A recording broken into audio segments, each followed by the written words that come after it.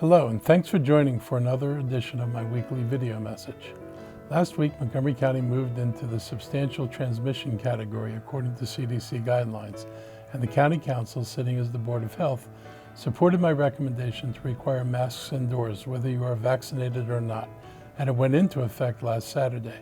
This masking mandate will remain in effect in the county until we can lower our transmission rate to the moderate level.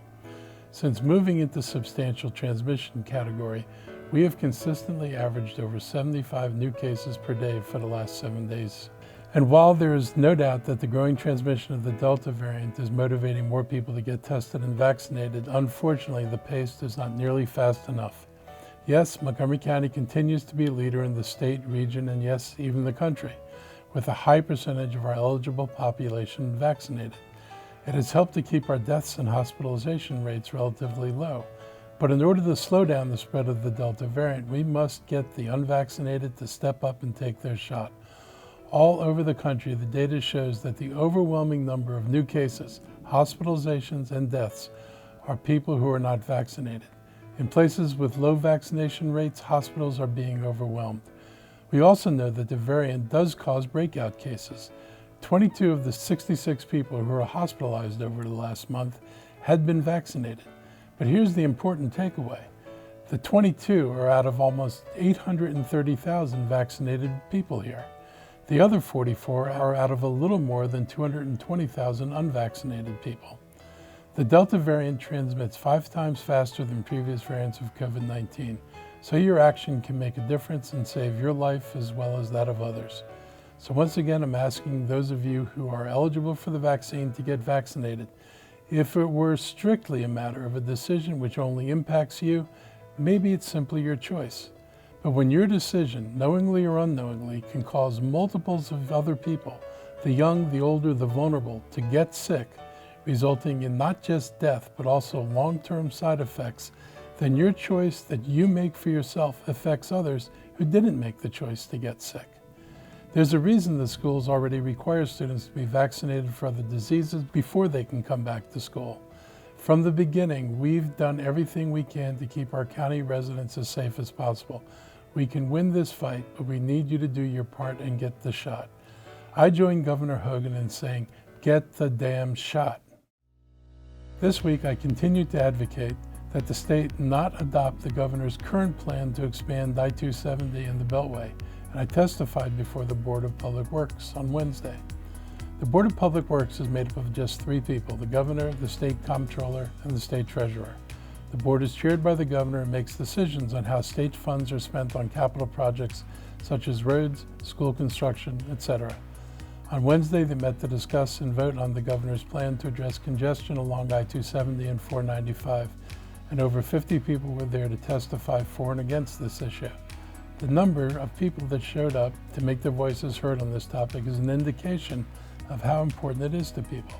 Prior to the vote, I joined other elected leaders along with community advocates for a press conference where we once again made the case that the governor's plan is not right for our state or the region. I want to thank all the advocates for their hard work over the past 2 months to raise awareness on this issue. Unfortunately, the board didn't vote in our favor. I've been working with the state to advance a solution to our traffic problems, but I and others also wanted the right solution. We were not far off from a mutual understanding on much of the design issues. We have repeatedly asked that the project include all of 270 up to Frederick. As proposed, the company is only being asked to build the tow lanes up to the ICC. That means that in the morning traffic that is coming south, they will be crushed coming from Frederick. And in the evening, when 8 lanes are reduced to 6 lanes at the ICC interchange, traffic going north will actually be worse. We need a complete solution that serves all of the county. As you can see from this map, there is a clear choke point at I-270 and the ICC. Additionally, the governor's plan was based on modeling done before the pandemic and does not take into account teleworking, which is likely to have a serious impact on work going into the future. I contend we still need a plan that addresses congestion from the American Legion Bridge to Frederick, and we need reversible lanes to get that done. We will continue to work with the state to minimize impacts on the lower portion of the project, but beyond design, there are serious shortcomings in the state's approach. No analysis was done identifying whether a private partner should be used to borrow the money, a huge problem that will be passed to toll payers because the state can borrow money at a lower rate than a private company, and higher rates equal higher tolls. And the governor blocked Treasurer Nancy Kopp from doing the required legal and physical analysis, so her office wasn't able to evaluate the contract. Most of the senators and delegates, and even the entire council in the end, realized that this analysis should precede any decision. And it is ironic that this vote came the day after the Senate passed the largest infrastructure bill in our nation's history. These are exactly the kind of funds that are meant to be used for projects exactly like fixing the American Legion Bridge, which connects two major arteries over that bridge. And if we applied and received the federal funds, the cost to our residents would be further reduced. But the governor actually refused to apply for federal funding, and that makes no sense. Today, the Washington region lost an opportunity to change how we commute for generations to come. If you live in Upper Montgomery, you will find that the promised relief is just an illusion at this point, and I will continue to fight for a project that serves the county and beyond. I hope that there will be other opportunities to address this significant regional issue in the years to come. This week, the Senate's vote on the infrastructure bill is one of the most important pieces of legislation I've seen passed in this country. It will not only help us rebound economically from the pandemic, but it will also help us build a more sustainable and equitable future for generations of Americans. It will create jobs, more economic opportunity, and address decades of infrastructure neglect that will directly impact the lives of people all over this nation. There's no doubt that the working class and unemployed really need this bill, and it is my hope that the spirit of collaboration that resulted in this outcome in the Senate continues in the House. I want to thank Senators Chris Van Hollen and Ben Cardin for their advocacy, determination, and votes to get this historic bill through the Senate. There are numerous projects and initiatives in Montgomery County and around our region that should be targets for the funding that will come with this bill. I look forward to working with our federal delegation to ensure that our county's transportation and infrastructure priorities receive these much-needed investments. This week we experienced another week of extremely hot temperatures. The heat, fires, floods, and the storms all around this country are the result of our planet getting warmer. And earlier this week, the United Nations Intergovernmental Panel on Climate Change issued a sobering report. This report notes that human-induced climate change is already affecting many weather and climate extremes in every region across the globe. We need to bring the same kind of awareness and sense of urgency to combat climate change as we've brought to fighting COVID. Things are not going to change without us changing our behaviors, our policies, and our actions.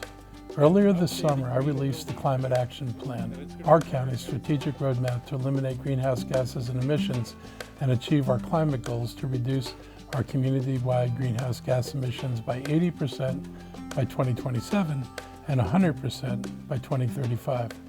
These are among the most ambitious goals in the country and the world. Our Climate Action Plan identifies 86 actions that the county must address to eliminate GHGs by 2035 and increase climate resilience.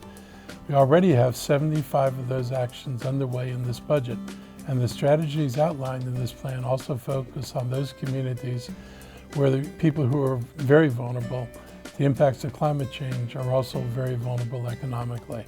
We need to be sure that whatever we do, it recognizes and enhances the need for racial equity as we move forward. We cannot address climate change without recognizing its disproportionate impacts on certain segments of our population. The plan will need to have pieces of it enacted by the council, so we've just sent over the Building Energy Performance Standard legislation, or BEPS as we call it, and the updated Green Building Code. New and existing buildings constitute major generators of greenhouse gases, over 50% of our emissions. And without passage of these measures, there is no path to our climate goals. BEPS will require owners of the largest and most energy-consuming buildings to take action to improve their building's energy performance. In March, I also sent the International Green Construction Codes to the Council. It will make our new buildings use less energy, generate more renewable energy, and create healthy spaces for our residents and workers. With changes in federal and state policies, the adoption of aggressive targets and a willingness to help fund the transition to clean energy will only help us achieve our goals. It is my hope that others will wake up to the urgency of our current situation and join us in trying to solve these challenges in the shortest time frame possible. This week marks the 5th anniversary of the horrible explosion at the Flower Branch Apartments, an event that unfortunately took the lives of 7 people. The devastation we experienced that day and the impact it had in our community is difficult to forget. It is still affecting people, but it has motivated us to act and improve how we monitor situations like this. We've put in place policies designed to protect residents so nothing like this happens again. The National Transportation Safety Board determined that the failure of an indoor mercury service regulator contributed to the explosion. This led the council taking action, and they passed the Mercury Service Regulator Bill, which requires landlords to identify and report indoor mercury service regulators. And at the state level, HB 345 will require new gas service regulators to be installed on the outside of buildings and require existing regulators in multifamily units to be relocated outside of the building. Legislation can't bring back the people we lost that day, but it can protect tenants going forward. It is our way of paying tribute to the 7 victims as well as their families and their friends. I'm urging everyone to remember August 10th, 2016, and keep the family and the friends of the victims in your thoughts. As part of my small business summer tour, this week I stopped by Hank Diedel's Tavern in North Bethesda to welcome them back, and I presented them with a proclamation recognizing their many years in the county. Sadly, Hank Diedel's Tavern had to close after a fire in 2018, but it reopened a couple of weeks ago on July 23rd. Hank Diedel's Tavern is an institution of the county and the region and has been around since 1916. It was the first bar to receive a liquor license after Prohibition, and it was the first bar I had a legal drink in Montgomery County. It has always been a great gathering place, and it was nice to be among music lovers and to see one of the lead guitar player for one of my favorite bands, the Nighthawks, last night. In addition to Hank Diedel's, I also visited businesses in Bethesda, Happy Hands Learning Center, a company that offers a bilingual early childhood development program that serves children and families from birth through 5 years of age. And I visited Anglo-Dutch Pools and Toys, a company that sells supplies and toys for the pool. These small businesses are a great way to see the creativity that our small business community has to offer. Thanks for tuning in this week. Enjoy your weekend, and I will talk with you again next week.